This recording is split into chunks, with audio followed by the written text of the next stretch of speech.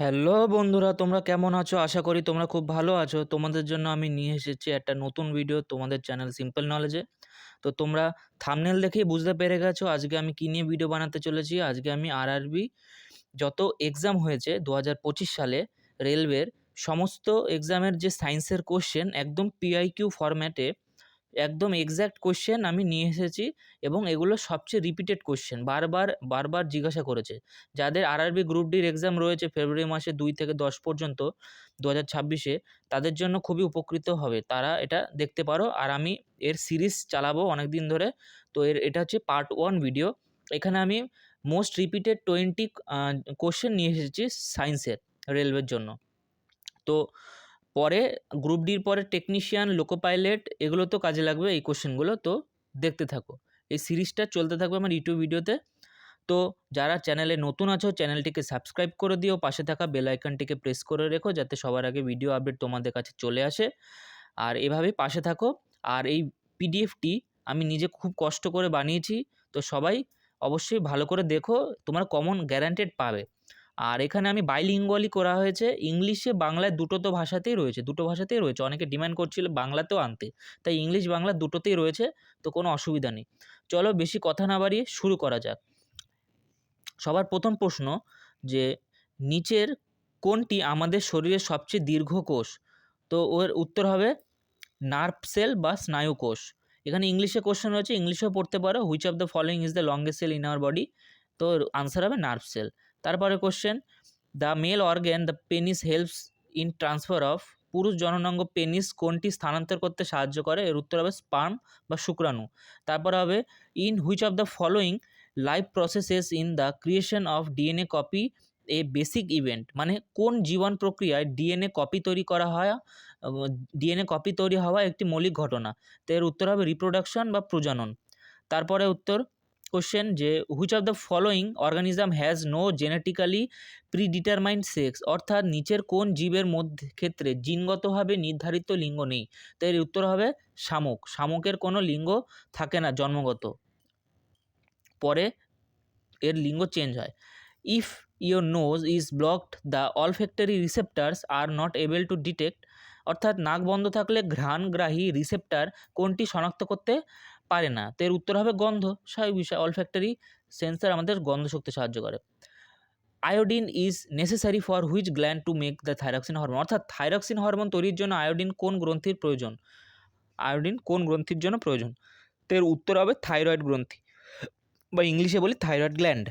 তারপরে প্রশ্ন, নিষেকের জন্য কোন প্রজনন অংশ অপরিহার্য, অর্থাৎ which reproductive part is or are essential for fertilisation? তার উত্তর হবে পোলেন গ্রেইন আর ওভিউল, অর্থাৎ বাংলায় বললে পরাগ রেণু বা পরাগ কণা ও ডিম্বক। তারপরে প্রশ্ন, আমি খুব তাড়াতাড়ি বলবো যাতে ভিডিওটা বেশি লম্বা না হয়, তো সবাই পজ করে দেখে নিতে পারো খুব ফাস্ট হয়ে গেলে।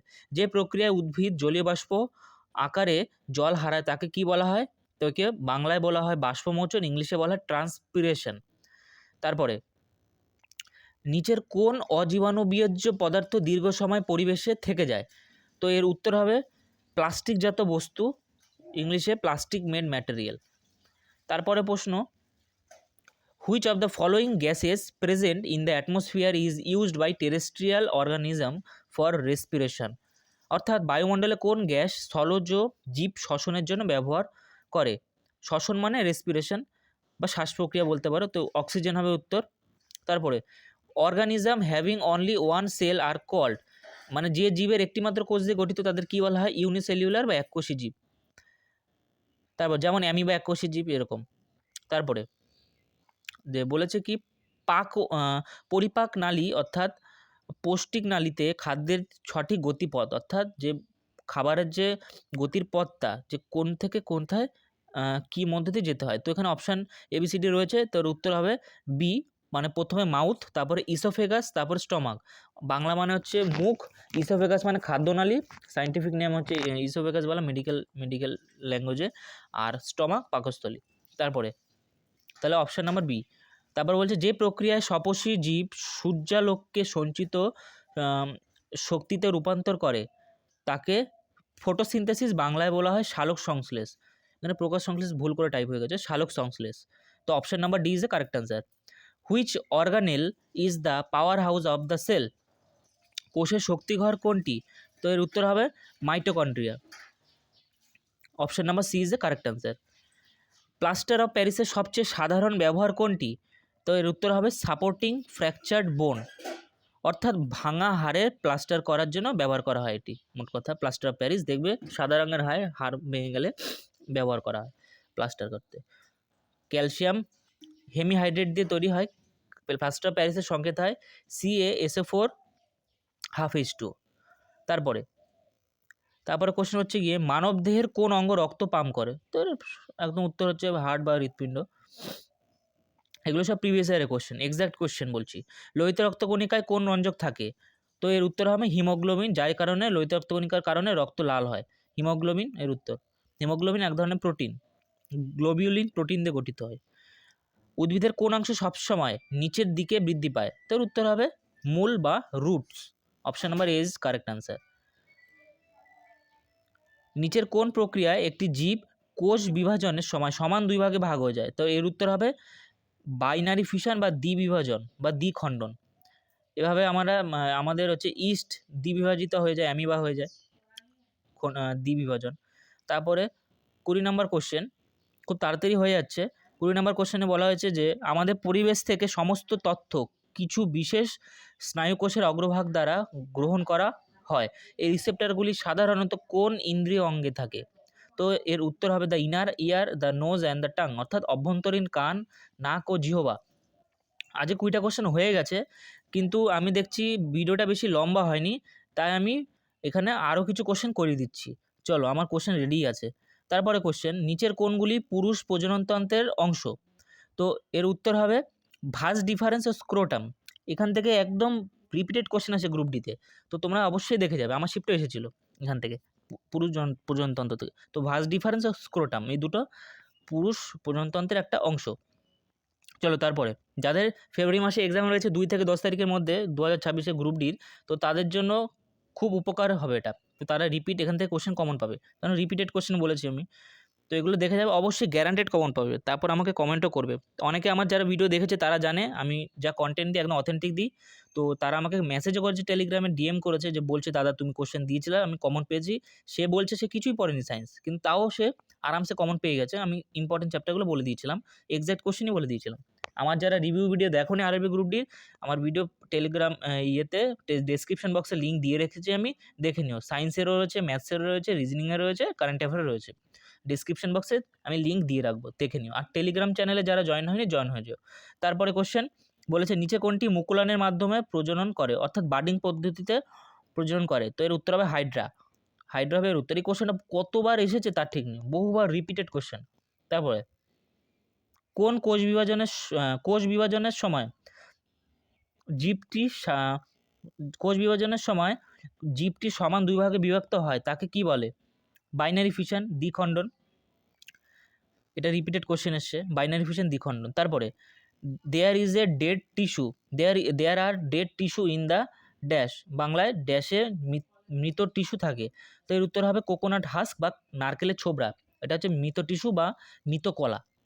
তারপরে ডেড সেল বলি, ডেড টিস্যু বলি ইংলিশে। তারপরে বলেছে ভুল জোড়াটি নির্বাচন করো। তো এর অপশান হবে, সবগুলো অপশান পড়তে হবে। তো rice digested in our body, অবশ্যই ভাত দেহে পরিপাক হয়। Protein digested in our body, protein দেহে পরিপাক হয়, অবশ্যই ঠিক আছে।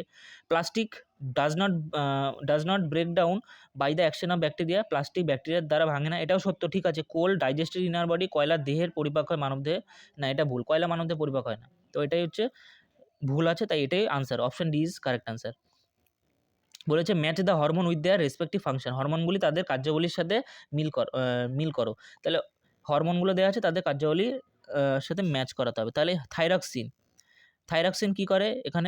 থাইরক্সিনের কাজ হচ্ছে গিয়ে এখানে অপশান সি হবে কারেক্ট অ্যান্সার। তো থাইরক্সিন 1 হবে ডি, অর্থাৎ থাইরক্সিন হবে ডিতে কী আছে? চর্বি, প্রোটিন, শর্করা বিপাক নিয়ন্ত্রণ করা। তারপরে গ্রোথ হরমোনের কাজ কী হবে? গ্রোথ হরমোনের কাজ হবে দেহের বৃদ্ধি ও বিকাশ নিয়ন্ত্রণ। তারপরে টেস্টোস্টেরনের কাজ কী হবে? পুরুষ যৌন অঙ্গের বিকাশ। আর ইনসুলিনের কাজ কী হবে? রক্তে শর্করা মাত্রা নিয়ন্ত্রণ। তাহলে option C is correct answer. ঠিক আছে, বুঝতে পেরেছো? ইংলিশেও রয়েছে, যারা বাংলা জানো না ইংলিশে দেখে নিতে পারো, নন বেঙ্গলিরা। আর যারা বাঙালি আছে বাংলা দেখে নেবে, ইংলিশেও দেখে নিতে পারো, অসুবিধা নেই। ইংলিশ মিডিয়ামে যারা আছো বাঙালি তারাও দেখে নিতে পারো ইংলিশে। কোষের অধিকাংশ কার্যকলাপের শক্তি মুদ্রা কি? এটিপি বা অ্যাডিনোসিন ট্রাইফসফেটের পুরো নাম, ঠিক আছে?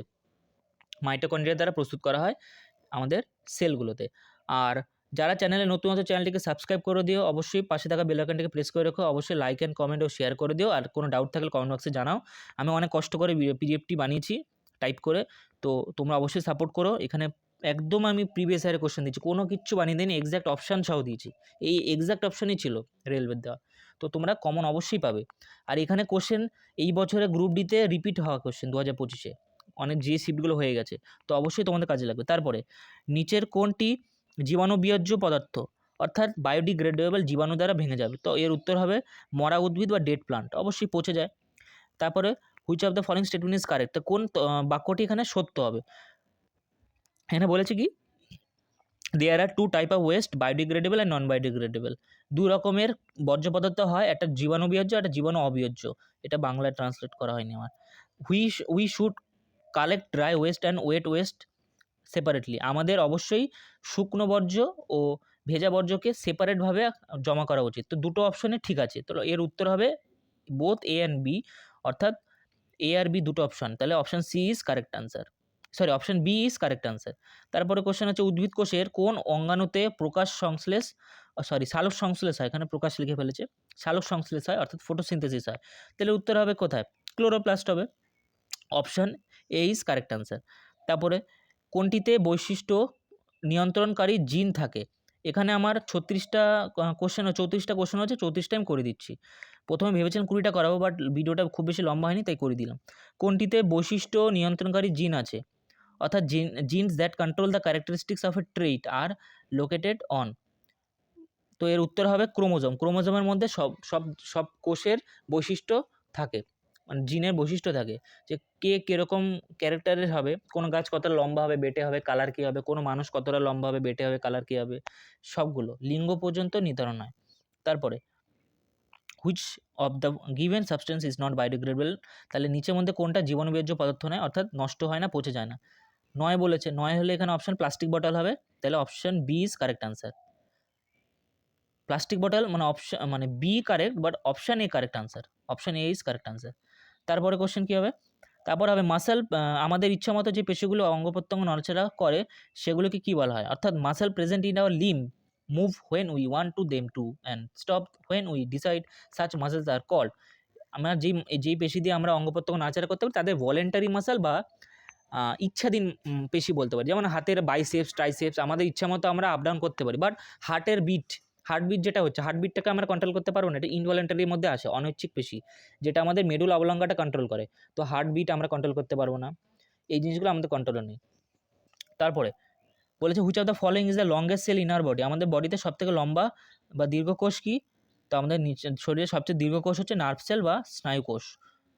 তো আজকের জন্য আর কিছু কোশ্চেন নেই, এতটুকুই ছিল। 34টা কোশ্চেন আমি বানিয়েছিলাম, আরও আমি পরে নেক্সট ভিডিও বানাতে থাকবো, পার্টে পার্টে আসবে। এটা হচ্ছে পার্ট 1 ভিডিও। তো অবশ্যই ভিডিওটি ভালো লাগে থাকলে অবশ্যই লাইক করে দিও, কমেন্ট করে দিও, শেয়ার করে দিও। আর কোনো ডাউট থাকলে অবশ্যই কমেন্ট করো, নেক্সটে কী টাইপের ভিডিও লাগবে সেটাও বলো। আর আমার আগের আরআরবি গ্রুপটির রিভিউর আমি এক্সাক্ট ডিটেল ভিডিও দিয়ে দিচ্ছি, আমি ডেসক্রিপশন বক্সে লিঙ্ক দিয়ে রাখছি, অলরেডি চ্যানেলে আপলোড রয়েছে। যাদের এক্সাম হয়ে গেছে কাট অফ ভিডিও দেখে নিতে পারো, সব জোনে দেওয়া আছে, কলকাতার জন্য দেওয়া আছে, দেখে নিতে পারো। আর কোনো ডাউট থাকলে কমেন্ট বক্সে জানিও। যারা নতুন আছে চ্যানেলটিকে সাবস্ক্রাইব করে রেখো, আর অবশ্যই টেলিগ্রাম চ্যানেল জয়েন্ট হয়ে যাও, ডেসক্রিপশন বক্সে লিঙ্ক দেওয়া রয়েছে, যেখানে তোমরা সবার আগে আপডেট পেয়ে যাবে। এরপরে আমি আরও সিরিজ আনবো সায়েন্সের, তোমাদের এক্সাম হওয়ার আগে তোমরা অবশ্যই এটা দেখে যাও, কমন পাবে। এই পিডিএফটি আমি পরে টেলিগ্রাম চ্যানেলে আপলোড করে দেবো, তখন নিয়ে নিতে পারবে। অবশ্যই টেলিগ্রাম চ্যানেলে জয়েন্ট হয়ে যাও যারা নতুন আছো। আর ভালো লেগে থাকলে ভিডিওটা অবশ্যই শেয়ার করে দিও। তো চলো আবার দেখা হবে পরের ভিডিওতে, আজকের জন্য এইটুখানি। জয় হিন্দ, বন্দে মাতরম।